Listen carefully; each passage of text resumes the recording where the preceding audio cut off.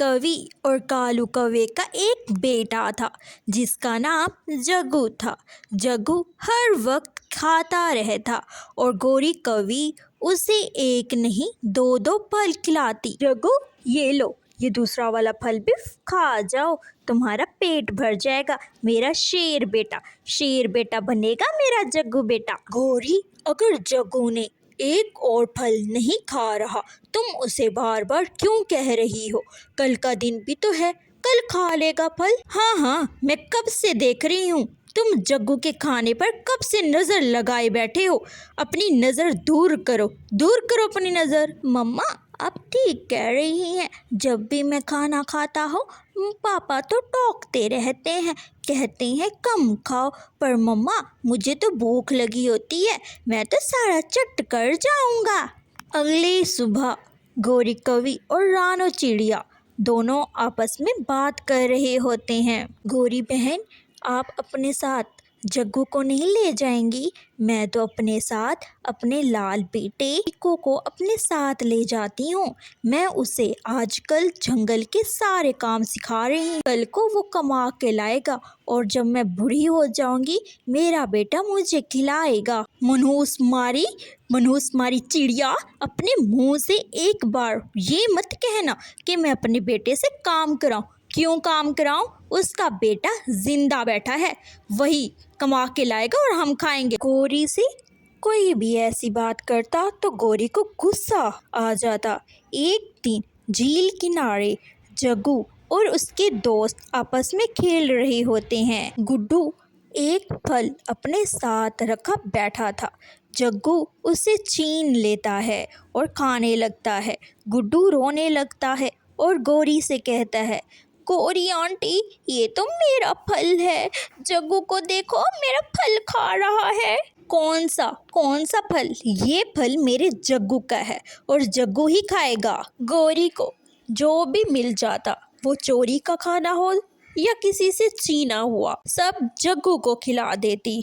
जग्गू, मैं जंगल जा रहा हूँ, तुम भी मेरे साथ चलो, हम लकड़ियाँ काट के लाएंगे और अपने घर में काम लगाएंगे। नहीं जाएगा मेरा बेटा जग्गू, कोई काम नहीं करेगा। आप अकेले क्यों नहीं जाते? जब भी देखो जग्गू करते रहते हैं। मेरा बेटा कोई काम नहीं। जग्गू आज मेरे साथ नानो के घर जा रहा है, आप खुद जाएं जंगल और लकड़ियाँ काट कर लाएं। कालू कौवा आग भगोला होकर वहां से चला जाता है। बेटा जग्गू, जल्दी से तैयार हो जाओ, आज हम नानो के घर चल रहे हैं। मम्मा, मैं ना थोड़ा सा चलता हूँ, मैं थक जाता हूँ और मुझे भूख भी जल्दी लग जाती है। मम्मा, हम नानो के घर चल तो रहे हैं, मगर आप मुझे उठा कर चलिएगा, वरना मैं थक जाऊंगा। कैसे चलूंगा नानो के घर? गोरी कवि जग्गू को अपने ऊपर बिठाकर दूसरे जंगल नानो के घर की तरफ चल पड़ते हैं। थोड़ा ही उड़ने के बाद गोरी कवि थक जाती है और गोरी कवि एक पेड़ पर बैठ जाती है।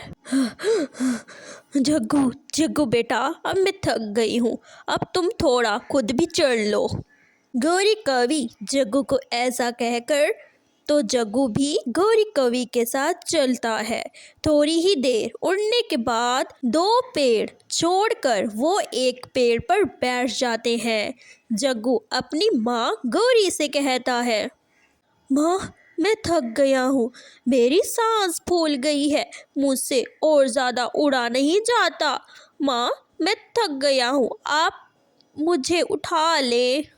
नहीं जग्गू बेटा, मैं भी थक गई हूँ। तो ठीक है, मैं वापिस घर जा रहा हूँ, मैंने नहीं जाना नानो के घर।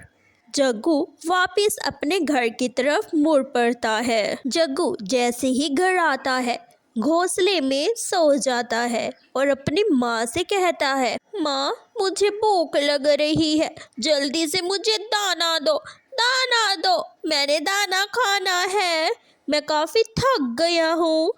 गोरी कवि जल्दी से अपने पास से एक दाना उठाकर जग्गू को देती है। जग्गू जल्दी से वो दाना सारा का सारा खा जाता है और जल्दी से सो जाता है। गौरी कवि जग्गू को ऐसा देखकर वो भी परेशान हो जाती है। अगले दिन वो रानो चिड़िया के पास जाती है और रानो चिड़िया को सब बताती है। रानो बहन, मैं आपको क्या बताऊं, जग्गू को कोई भी काम बोलो तो कोई काम नहीं करता, उसकी सांस फूलने लगती है और बार बार दाना खाने का नाम लेता रहता है। उसे उड़ा भी नहीं जा रहा। आप भी कुछ बताए रानो, मैं क्या करूं? गौरी, मैंने आपसे कहा नहीं था कि जग्गू को कोई ना कोई काम करवाएं, अपने साथ ले जाएं जंगल की तरफ, उसे काम सिखाए, मगर आपको ये बात तो गवारा नहीं थी।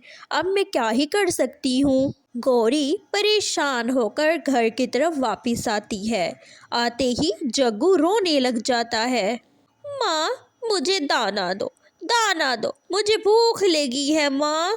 गौरी कवि को गुस्सा आ जाता है और गुस्से से जग्गू से कहती है, जग्गू बस कर दो, सारा दिन खाना खाना खाना, देखा है तुम्हारा पेट बाहर निकल आ गया है, मैं क्या कर सकती हूँ अब? प्यारे बच्चों, आप इस कहानी से क्या सीखे? आज की कहानी में हम सीखे कि सिर्फ खाना नहीं, काम भी करना चाहिए, जिसकी वजह से हमारी सेहत ठीक रहती है, वरना हम भी जग्गू की तरह आलसी और मोटे हो जाएंगे। इस तरह की और भी मज़ेदार कहानियाँ देखने के लिए हमारे चैनल को सब्सक्राइब कर दें।